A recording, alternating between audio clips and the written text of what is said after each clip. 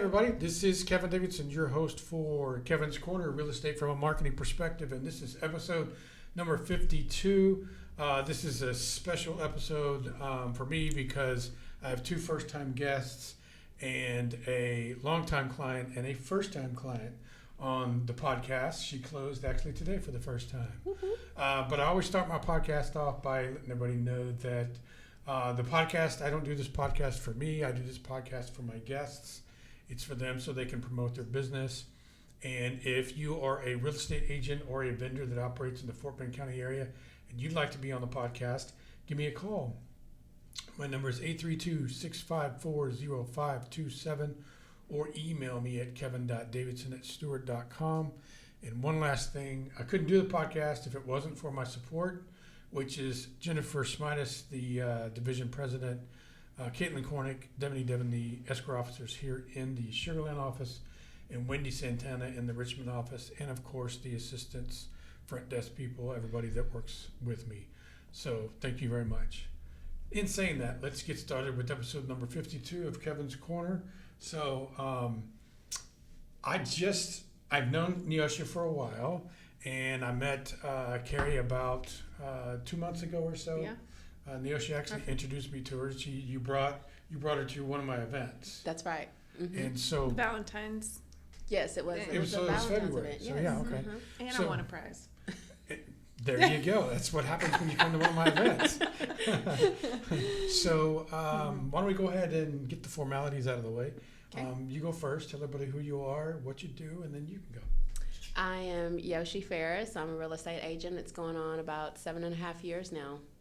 7.5. And who's your broker? I'm with EXP. All right. And then Carie, you're with What EXP else? as well, right? Yep, Carie Lawson. I have been a real estate investor since 2016 and an agent in my third year, and also with EXP. And on the side, I'm a wife and a mom. That's on the side. We're all something. On the side. That's good. So remind me to ask you about the investing side in a few minutes because I want to ask you a question. Okay. But so what I'd like to do is normally I don't have two agents on at the exact same time, but these guys are like best friends and they work together with each other and help each other. So and we just went out to lunch together. So we're going to do this all at one time. But first, Yoshii, tell everybody why you got into real estate. Why are you a real estate agent? Really what motivated me to get into real estate is whenever I had to sell my father's home, which was my childhood home. Mm-hmm. And we actually I wasn't a realtor at the time, and so we actually used a family friend that was a real estate agent that we trusted with all of the transactions and everything. Where the home was located, it was not easy for her to access, so I was accompanying a lot of the showings, which, usually we don't want the seller to do that. But I thought, it won't be that hard. But when I went, it was, I was just really intrigued with all the paperwork and just, the whole process of it just really got me, motivated to go ahead and get into the profession. I have been told for years that through friends and family, they were like, I could see you being a real estate agent. Mm-hmm. You just seem like you would be so helpful to someone looking for a home and stuff. So that once it was a personal transaction, that's when I was like, you know what, I actually enjoy this. I'm gonna go ahead and get started. So I did. What were you doing before you became a real estate agent? I actually worked at the bank. Oh, wow, okay. Yeah, I was at Dealing the with bank. numbers. Mm-hmm, I was at the bank. That's why you like that paperwork. Right, that's why I'm used to the paperwork. So yeah, I did see a lot of clients come in to get approved for loans and things like that, home loans. But I was at the bank, and then I also did like substitute teaching on the side. Okay, awesome. Carie, why did you become a real estate agent, even after being an investor for a few years? Yeah, so I was an insurance agent for years, and being in the insurance world, I just always kind of loved the idea of being a realtor, helping people with their homes. I love relationships. Mm-hmm. At the core of who I am, relationships are very important to me, and so I wanted to be able to help people that I knew and that people, who needed help. I mean, purchasing a home is a large investment. At the time when I became an investor, we were just flipping houses. Mm-hmm. And that was a lot of fun too, because you get to revitalize communities, you get to help, the neighbors in the surrounding areas, build back up the value of the home that you're working on. And that was fun, but it's not as personal sometimes as being on the real estate side. I had set out to actually get my license in 2016, had started my courses, and we decided to adopt another child at the time. And so we became foster parents for a second time around, and my license all went on hold. And so I can just did the flipping part, and my partner, she went and got her real estate license. So it just worked out at the time, and then set out to get my license again, went through all the courses, and COVID happened, and I found myself homeschooling all 5 children. And so my license, all my classes expired, and I couldn't get my license. So You had to start over. Finally, I started it over for the 3rd time, knocked it out in 6 weeks, was licensed, and have not looked back. Awesome. And what is it about real estate that you like so much? The people. I like the people. I think, like I said, it's a huge deal for people to trust somebody. It's whether you're selling or you're buying, it's a big decision. It's one of life's biggest decisions, right? It's the Besides biggest having a for most kid, people. Owning a car, whatever is secondary to that. And so being able to walk with them and make them feel comfortable, really hearing what they're dealing with, hearing what's motivating them to sell or to buy, and then walking out that process with them. I love it. So a lot of times I'll post about my closings, and there's always a story tied in to my transaction. And I think that's what I love the most, is the story, being able to look back, and how far we've come in a short amount of time or a long time, depending on how long I've had the client. Yeah, I've been in real estate in some aspect for like 9 years, and there's not a whole lot of real estate agents out there that really care about their clients. They care about the transaction and the paycheck. They don't care about the person that they're helping. They have commission breath. Never heard that what you before, call but it? okay. Commission breath. That's what it's called. And nobody likes that, right? It's like a used car salesman. Not that I even think it's car salesman. Hey, I kind of I do. I do. Yeah. And so, in being in insurance, I started to feel like that a little bit, even though insurance is something people have to have, right? Owning a home and selling a home is something people have to do. But as a realtor, you're fired after every single transaction. That's right. And so if you don't maintain the relationships and have the people, have the mindset of the people are first before the commission, you're probably not going to be in business long, or you won't get a lot of referrals. And I think when Yoshii and I our story is different anyway, but when we reconnected, it was like, this is somebody I want to really and truly be in a partnership of some degree, whether it's we refer people back and forth, we bounce ideas off of each other, because she shares the same heart, right? That it's okay, I'm going to do whatever's best for the people first, and then the Lord will take care of me in the end. Right. That's right. And so, Yoshii, what type of transaction do you like to do the best? I think I do like I'd like the listing side, but I really like being on the buyer side, especially if it's a first-time home buyer. I've had a lot of great experiences with that as well. Like Carie mentioned, watching someone start from point A and helping them get to point Z on closing a home is so satisfying when you can see that joy in their hearts and things like that.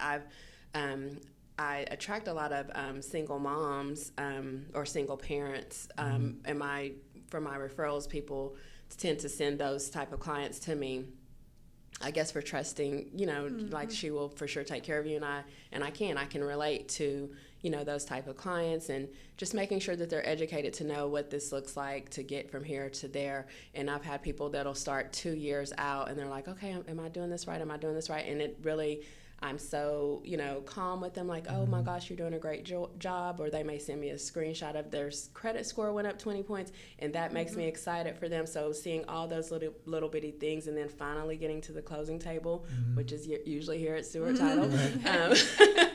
Plug that in. Wait, say that again? Which is usually here at Stewart Title.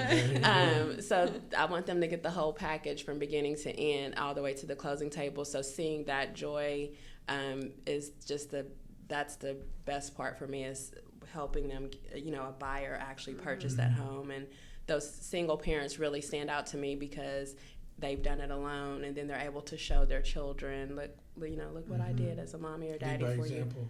you. mentor. So, What about you, Carie? I mean, I know your relationships is what how you build your business, but what type of transaction is your favorite? I would say the buyer too. I mean, I love the listing side because you get to negotiate. Like, I love negotiating, and so I like being an advocate for the sellers. But I love having listings while I have buyers. And the reason I love the buyers, you do drive all over creation. Yeah. So Yeah. that's not the fun part. But the fun part, like she said, is the stories along the way, right? Seeing people get excited when you walk in a house. And the first thing I love to do is ask them, what are your non-negotiables in a house? What is it that you're really looking for? And then we narrow it down. And so to see them, like one client walk in and just immediately is in tears because it's like, this is it. This is what we've dreamed for. And so then you go, okay, I got to get to work and make this a reality for you.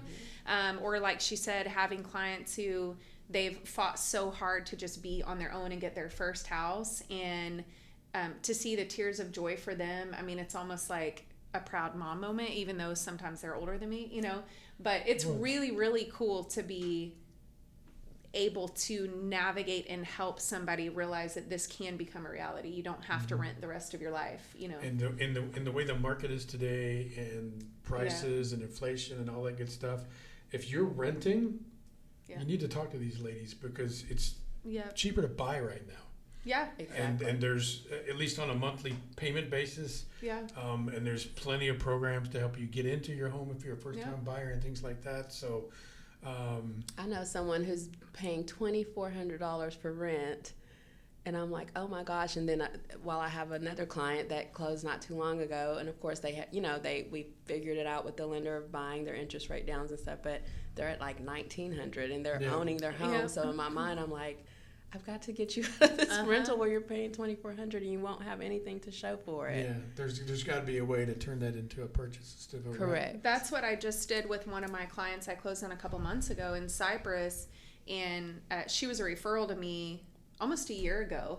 And at the time, we couldn't get her qualified, but we stuck with the lender. We're like, here's what we're going to do to get you there. And so we're going to hang in there. And over the course, it was like, how are you doing on saving? How are you doing on paying this stuff down?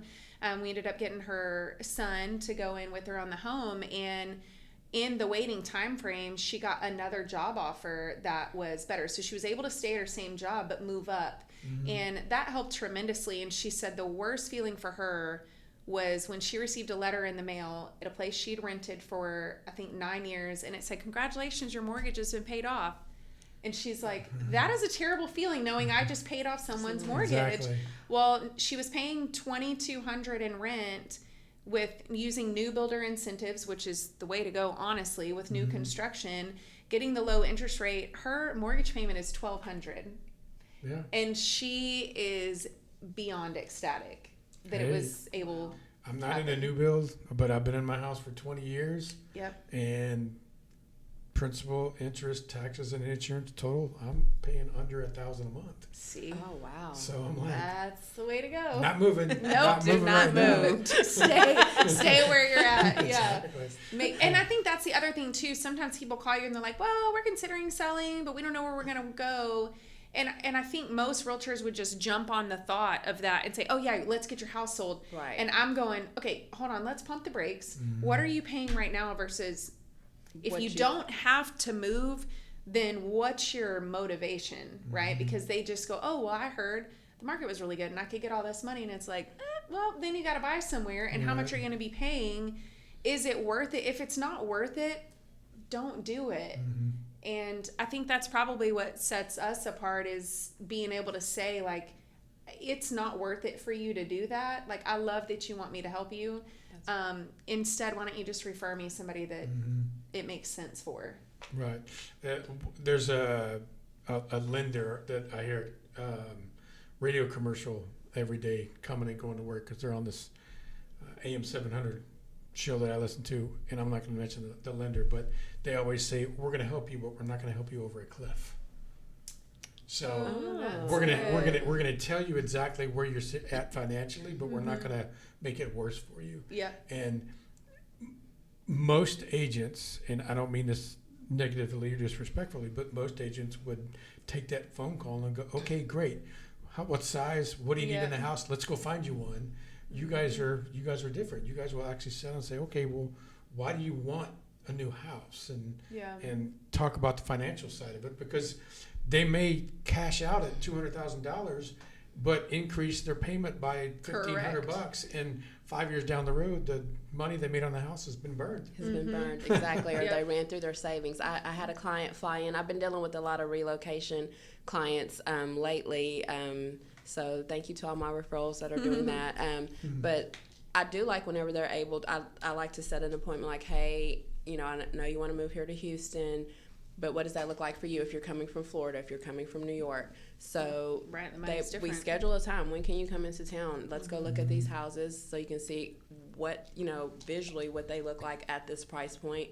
And then we can talk about your expectations from what you're paying now, over where you live, and, and compare it to here, because it may look great, like, oh, Houston's the place to be, but what does that look like financially for you? And I just helped a client with that on yesterday and put her in touch with the lender today after she, was able to visually see, okay, this is bigger than what I'm at, in this other state.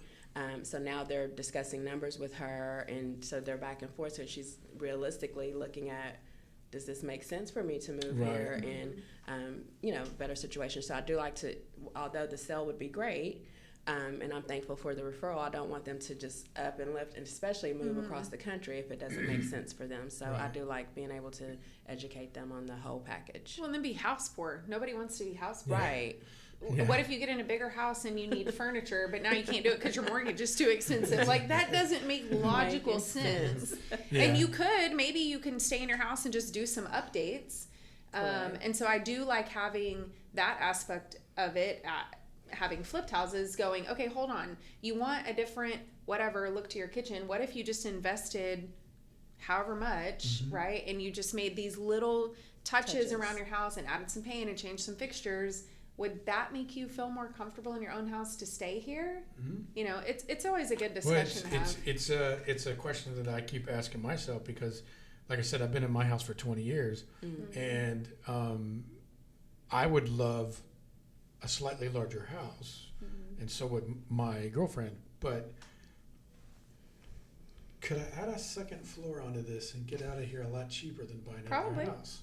See what I'm saying? It depends, but structurally. So, although you have a really good listing agent and a buyer's agent, if you needed one. We'll walk you through the pros and the cons to that, and we know where title is going to be closed. Exactly. One-stop shop. Stewart Title. Right. In Sugar Land or Richmond. Yeah. So let's shift gears just a little bit, because this is Kevin's Corner, real estate from a marketing perspective. Let's talk about a little bit how you guys, each one of you, market your business and what you might want to do in the future that you're not doing now. Go for it. I could be so much better at marketing. I'm not going to even try to pretend. But right now, I just really nurture my sphere personally. I nurture my sphere through church, through different like moms groups and things like that. And then also I nurture my referrals. So all the business that I've actually gotten has been based on just that communication, that line that I keep open. Like you said earlier, it seems like we're fired after the transaction is closed, but sometimes my clients will call and they'll say, I feel like we're supposed to be talking today, or meet me for coffee, or come swim in the pool that you just got us. If you do it right and you handle your business right, you become friends with your clients. I've had so many friends. Yeah. So now whenever I've gone to like their barbecues or things like that, then they say, oh, this is our realtor. And then the next thing I know, I'm getting calls or texts like, hey, I met you at this, and at such and such's home, and I would like, can you help me? So I feel like my marketing is just being myself and pouring into people and pouring into my sphere, and then continuing those relationships with my clients. But I do need to add on to that. Well, what do you want to add on to it? What do you think you want to do in the future? So I need to have Kevin help you. Have Kevin help me. We've talked. You've given me a lot of great things. And you know what? I need to start speaking up, and because my clients are constantly telling me how much they appreciate me, so I do want to have them start putting that down in a review, because I don't ever ask for reviews, but I do need to start doing that. And then I just need to get out in front of the camera and let people know that I'm an agent, or Exactly. If you want to attract clients that you don't already know or are not in your sphere as a referral, you have to get yourself out there. Yes. Because the people that don't know you are not going to know you if you don't get out there. That's right. So I commend you if that's what you're going to start doing. So, Yes. And like we talked about at lunch, what's the number one way to market anything today? Social media and yourself. Video. Yes. Putting your face out. Put your face out.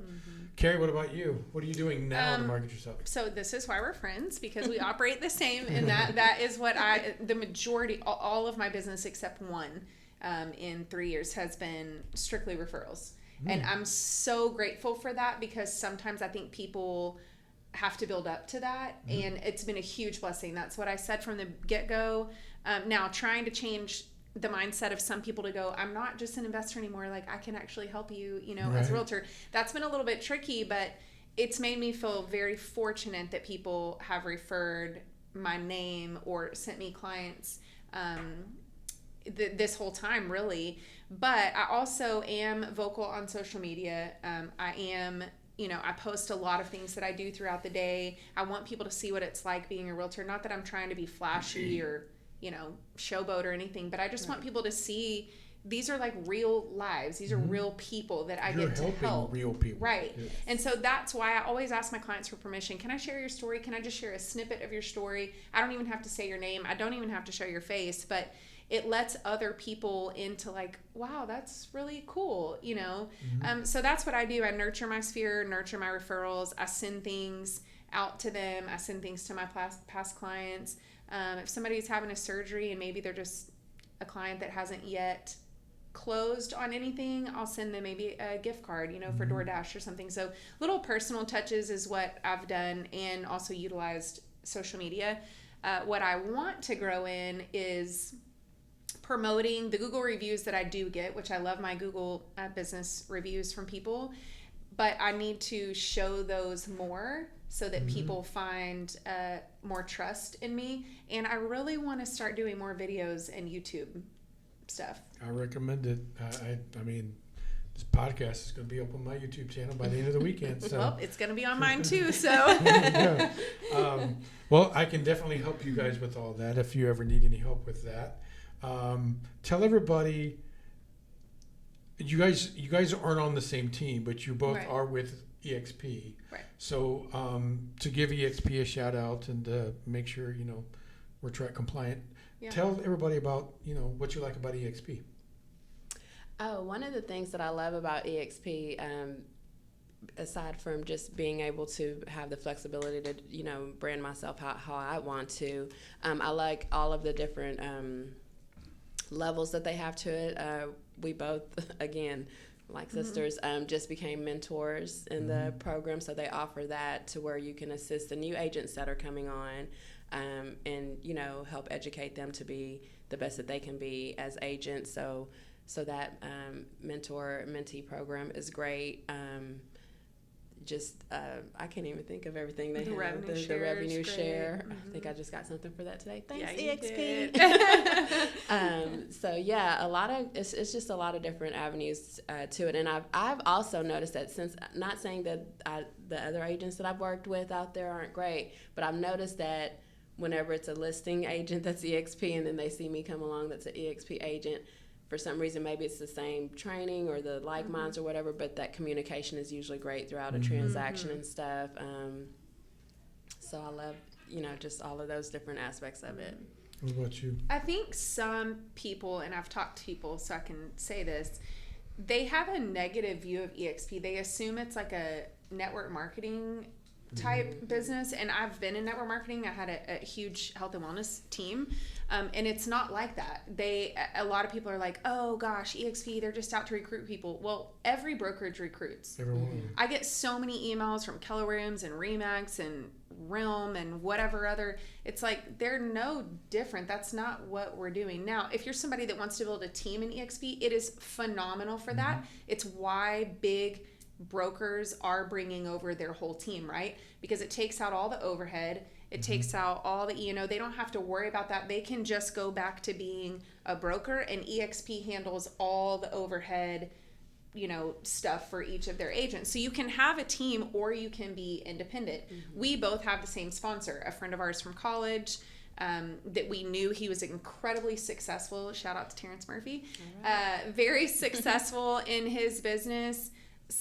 We connected with him, right? And so while I did interview other brokerages before, I knew in my heart of hearts that I wanted to be connected with somebody who was like-minded, that had the same background, morals, values, all of those things. And the tribe that we have within our organization is honestly just kind of second to none. Like, it's a ton of independent agents, but we're all under the same umbrella, and we get to feed each other ideas. You can call each other for support. I love that it's a cloud-based brokerage. I can go right into a chat room and talk to a broker. I can talk to a legal team if I need to, an attorney. I don't have to wait on somebody to give me a call back. The little avatars are pretty cool online. And that's a big difference between EXP and the other big competitors. Right. There's not a brick and mortar building or office for you guys to go to as far as that has an EXP logo on the side of the building. Right. Correct. We can go rent spaces, like they're called Regus offices. So we can go to an office and rent a space, but it's not a brick and mortar business. So I also love that. I didn't want to have to go sit in an office or somebody tell me, well, you have to do several. That's why I got out of insurance. Somebody to tell me that I have to do X amount of transactions, or I have to pay another split to somebody filtering me leads. I just didn't really want any of that. I love the flexibility of working at home. If I want to go work at a coffee shop, if I want to go rent space, or not rent, but at Regus offices, we can go in. We don't have to rent. You just sign up, go work at the office. So I love all of the flexibility, and having that cloud-based model is really great. And then the other deal is when you cap, if you do a certain amount of transactions past that, you get all of your money that you've given to the brokerage, you get it back in stocks. So your stocks grow. And that was one thing that really interested me. I met a lady, Elizabeth Riley, and they call it an icon. When you cap and then you meet your number of transactions, you icon, you get all your money back. And she said, well, I was listening to her talk, and she said 5 years ago, her first time that she became an icon, she got all of her $16,000, which is our, you pay your split or whatever. She got it back in stock, and now it's worth $1.4 million. And I was like, coming in, okay. And where so do I sign up? Exactly. Instead of getting a baseball cap, like, oh, you capped. It's like, no, thank you. I'm getting all my money back. Right. And I love that, because now I can build myself up for retirement. Most other brokers don't help you do that. They're in it for themselves too, right? And they're just going to keep giving you stuff, and it's like, well, congratulations, you capped. I need to know that I'm working towards something bigger than this, and also I can transfer my business to my kids. So if one of my kids turns 18, I can transfer my entire line of business to them, and it just keeps growing. Stays within the family. Yep. Awesome. So that was huge for me. So if anybody is interested in looking at EXP, they can give you guys a call, right? Yeah. Absolutely. Awesome. Yeah. So with the little time that we have left, and I know I'm going to put you on the spot, because we asked this question at lunch. What makes you different? Kevin! I had a feeling it was coming. No! Okay, well, since we've talked about it, I have realized in the last couple of years I was created to be a connector. Yes. I am always connecting people, whether it's with other vendors. I have health issues, so people are constantly asking, who's a doctor, who's a so-and-so, who's a so-and-so, and I'm like, okay, this really is something I've been gifted with. And I love meeting people where they're at and making them feel like I genuinely care about them. I'm not just letting it go, like, could they hurry up and stop talking so I can get my paycheck? Exactly. That's not how I operate. I want to get to know them. I want to get to know their families, and I want to be connected for the long haul, not just surface level and then up and leave and hope that, and pray that they send me a referral. Like, I really want to know them because I genuinely value. You make it easy the relational for your connections. clients to know, like, and trust you. Yes. What about you, Yoshii? Oh, what? I thought that was a question for Carie. No. There's two Uh-huh. people on this podcast. Sucker! You're not getting away with that. I think what sets me apart is I've had some of my colleagues tell me, you don't work like I do. It's because I'm not rushing. I'm the agent that's not rushing you to the closing table. I want to help you take your time. I'm not forcing you to list your house with me. For me, the value is not the paycheck, but the value of either putting you in a home or the value of you having a great return on your home if you're selling it. So that's where I think that I set myself apart. I'm not the flashy realtor or any of those things. I just think that the more valuable thing that you will get out of me is just being there for you and getting that home sold and things like that. Awesome.